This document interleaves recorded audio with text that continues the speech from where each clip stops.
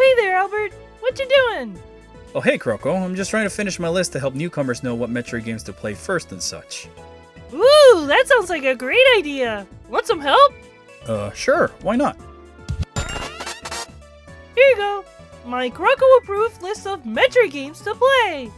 Crocomeyer, why does the list just say play Super Metroids 1 through 10?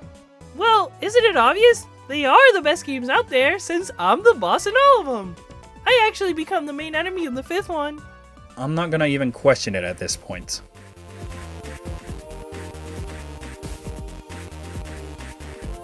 Let's be honest, sometimes it can be a little bit difficult to jump into a new series that can make it seem like a bigger effort than what it really is. Be it finding the right time to start, collecting the proper equipment to best enjoy it, or even something as simple as finding where to jump in order to enjoy the new media. This can be a little bit more difficult with some certain series out there, be it because of their convoluted stories, major changes in gameplay, or being spread out over multiple consoles and a variety of side games that can make it hard to follow all the way through. Fortunately, this isn't quite the case with a majority of Nintendo's franchises, because although the company might try to convince us that their games form part of a greater timeline, each title is really its own small adventure, and thus it makes it easier for newcomers to digest and enjoy in any order that they want. So whether you have been a fan of Metroidvanias, a new game in the series is on the horizon, or you have just been curious about trying out the Metroid series for some time now, here's a video guide to help you decide which game you might want to try out first to prepare for the future, or just to catch up with what you missed in the past. But before we begin, I want to make the small note that although at this point all of the Metroid games do form part of one main story timeline of sorts, you can really jump in with any game and enjoy them at your leisure. The main difference between the two big styles of games so far are their ties and stories regarding some specific enemies or threat, and the type of gameplay that each of them offer. So, the first game in the 2D lineup is the original Metroid for the NES, an adventure platformer where you try to stop Mother Brain and the pirates, or using Sebes as a stronghold to conquer the galaxy. A classic and important milestone in gaming for sure, but it's honestly one title I think you can skip over for the time being. It's a somewhat dated and frustrating game at times that, while still has its charm, I can't really recommend it to any newcomers, and it's one you're probably better off enjoying later on. The same thing applies to its sequel, Metroid 2 Return of Samus, released on the original Game Boy, where you're tasked with exterminating the Metroids on their home planet SR388 to prevent anyone from using them as a bioweapon for evil. Like its predecessor, this is a game I also think you can skip for the time being. Not because it's a bad game, but some of its execution make it a bit hard to enjoy today. Although it's mesmerizing, the type of adventure that was created for the system, it has a few shortcomings that can make the game feel rather repetitive or confusing. So it's another case of a title I recommend more to series veterans, in all honesty. Fortunately, however, if you're still curious on experiencing either one of these games, then Nintendo's got you covered with some amazing remasters in the form of Zero Mission and Samus Returns. That besides offering a new coat of paint, they also take advantage of using more modern designs and tools to create the ultimate way to experience these titles in a fashion closer to what the developers originally intended from the start. So definitely try out these remakes instead in the case that the premise of the original games got your attention. After rescuing a Metroid hatchling, Samus decides to leave it for the time being on the hands of the Federation, in order for them to study its abilities and find a way of using them for good. When suddenly Ridley ambushes the station, stealing the Metroid in the process, and then retreats back to Sebes with Samus chasing after him, starting the events of the popular Super Metroid. Now, this is a game that certainly needs no introduction, for it's what many people consider to be not only the best game in the franchise, but also in the gaming industry as a whole. If the original Metroid was the one who started this genre of games, then Super Metroid was the first to perfect it and go over to inspire countless developers today with their projects. It's filled with many secrets, great atmosphere, and probably one of the most memorable final bosses ever, so you can't go wrong with giving this classic title a try. And then we have Metroid Fusion, which for the longest time was the final game in the timeline, and is also one of my personal favorites in general. After some time has passed, Samus joins a group of Federation troops to conduct another ground research on SR388, where she is suddenly attacked by a new deadly creature known as the X-Parasites, and is tasked with handling this unforeseen threat aboard the BSL station that has suddenly gone dark. Fusion is the most story-driven title of the 2D games, giving you explanations for your objectives and why you're going from one sector to the other, telling you more about the X-Parasite's abilities, and even the role of the Metroids on their homeworld before being exterminated.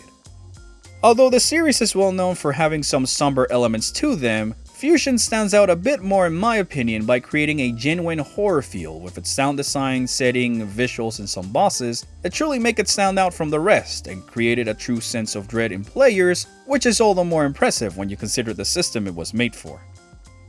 Now, if for whatever reason you only had a chance to play one of these games, say to prepare for something like Metroid Dread, then I don't think you can go wrong with choosing any of them, and I guess it depends more on the type of experience you're personally looking for.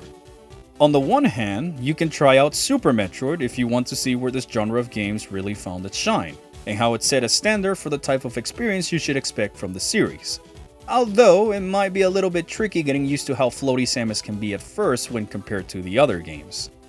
Or you can also play Metroid Fusion if you want a plot that will be closer to that of Dread's, so you can get a hint for the tone of the narrative and see what the series can offer with a more story-driven experience.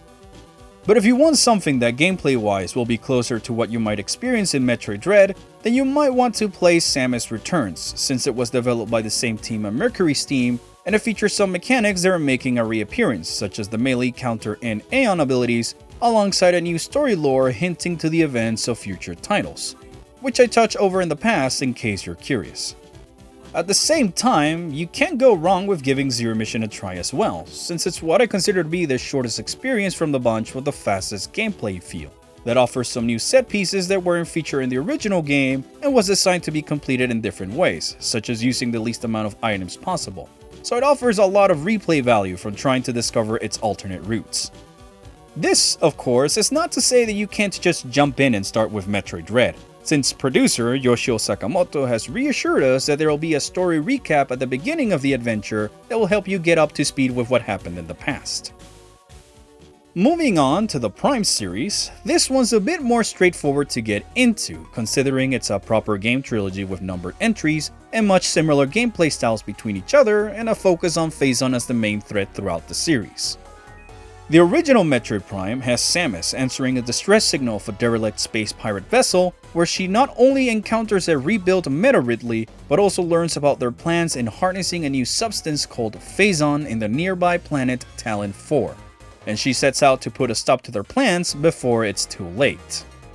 Later on, in Metroid Prime 2, the Federation hires Samus to go rescue a squadron that went missing chasing a fleet of space pirates.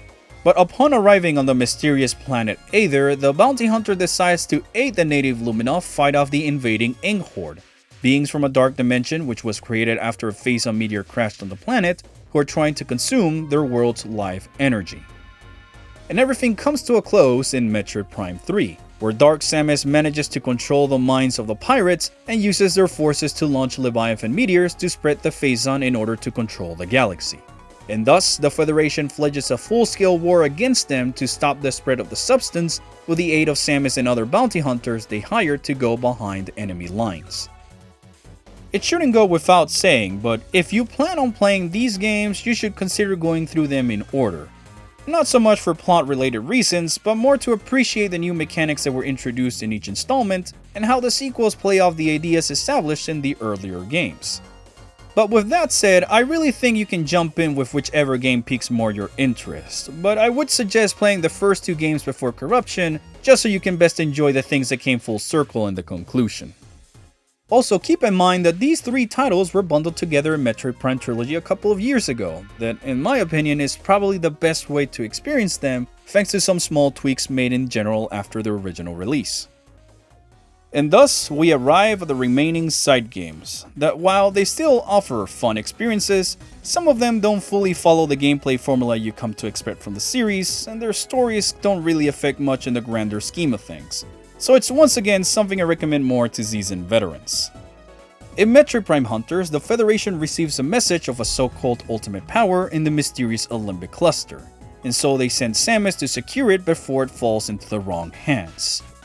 While this game offers an experience similar to what you might expect in the GameCube entries, It's not fully fleshed out as those titles, and it had more of a focus on its multiplayer scene instead. I do have to say that while the main story is not much to write home about and the worlds are a bit lacking in terms of presence, it is still an impressive title for the Nintendo DS, even though it can be a bit awkward to control. But its multiplayer mode is something truly amazing since it's full of content that sometimes I consider to be superior to a lot of modern shooters, thanks to the amount of different modes, maps, and characters it had to offer from the get-go, and also at a cheaper retail price. Federation Force, on the other hand, is a team-oriented, mission-based game that features a group of Federation troopers who pilot mech suits, as they try to take down some remaining pirate forces after the events of Prime 3 and uncover their evil plot. This is one game I think is rather underrated and gets some unnecessary slack that ultimately offers a fun experience. But as I said in my retrospective video some time ago, it's a title best enjoyed with friends in order to devise some strategies or multitask on certain objectives, since the game is not focused on exploration but completing different missions and getting some medals, so you're kinda just going from one stage to the next. It also includes a bonus minigame of sorts called Blast Ball, which you can also download for free by itself, that is just basically football soccer but you use guns instead of your feet. A fun distraction for sure, but nothing out of the ordinary. The only reason you might be interested in playing these two titles today is because one character from Hunters, Silex, seems to be making a return in Metroid Prime 4, according to the hints left by Kensuke Tanabe. And Federation Force has a mission that could give us a hint on what might be happening in its story. If you can't really get the game or don't feel like playing it, I recommend you at least watch Mission 17 Infestation. In my opinion, it's the best mission in the entire game that makes it feel like a traditional Metroid title, and its bonus objective triggers the game's teaser ending. If the rest of the missions followed something similar to this in its atmosphere and story, then I think Federation Force would have stood out a little bit more in the minds of fans. And finally, we arrive at the most decisive game in the franchise, Metroid Other M, which takes place between Super Metroid and Fusion, but its story doesn't really affect the continuity of the 2D games in all honesty. In this adventure, Samus joins her old Federation team, Platoon 7, as they try to discover what happened on the station known as the Battleship. And not much else happens here, to be honest. This game tried to offer a more story-driven experience, much more than what Fusion or Prime 3 did in the past. But it suffers from a lack of purpose in general since there isn't much growth or arcs in the characters or the world they visit, and worst of all, Samus doesn't really get to do much in it. In terms of gameplay, this game opted for a more action-oriented experience with a focus more on combat rather than exploration, and some weird forced motion controls. Overall, a harmless experience in my opinion, definitely not as bad as what people will say online, but also not the ideal starting point. A good video game in general, but not the best Metroid game by far. Oh, and there's also technically another side game in the form of Metroid Prime Pinball. You thought I wasn't going to talk about this game now, did you? Well, there is not much to say here, it's just Metroid Prime 1, only that in pinball form, so if you like those games and you wish they had more challenges with some boss fights and enemies, then this title might be up your alley. But what if I told you that there was a system that you could relatively buy for cheap and had around 70% of the games in the series for an affordable price? A console that many considered a failure even though it had a great library of games that can't help but seep themselves onto the current generation. In a way, you could not live with your own failure. And where did that bring you? Back to me.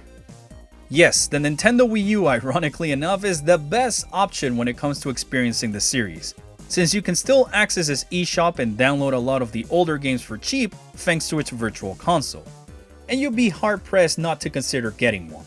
Especially when something like Metroid Fusion and Zero Mission go for an affordable $8, and something like the elusive Metroid Prime Trilogy only fetches for a mere $20. So I recommend you get these games while the system's online store is still available. It's not to say that there aren't other ways you can play these games out there in the internet and they might be a bit cheaper in comparison, but if you want to support the franchise, this might be the best way to do it, besides getting any new game that comes out later, of course. If you still need help choosing a game to start with and you want a suggestion from yours truly, here's a list of my personal favorite games in the series to help you out. This list is just my personal preference from the games I'd like to come back and replay the most often. or the ones I simply have the most memories with, so don't take it to face value as a comparison between their qualities by any means. Like I said in the beginning, one of the main charms about the Nintendo series is that they can be very easy to digest and get into, since almost every game in their lineup offers a self-contained story that makes them easy to enjoy separately, and some different gameplay features give them a unique experience, thus making it easy to jump in with almost any title. Take it from the guy who started with the first Metroid Prime Infusion during a time where it was more difficult to get some of the older games. You can easily start almost anywhere with this series, and I suggest you simply choose the one that appeals to you the most, be it for its gameplay or story. When it comes to the Metroid series, I still stand by the fact that you can probably start with any newer or recent game and still be able to enjoy it to the fullest. But I also think it helps playing some of the older titles to better appreciate how much a series like this has evolved over the years and how many styles it has adopted in order to stay fresh in the industry. And I can only hope it manages to captivate and entertain more players in the future in a similar way to how it did with me many years ago.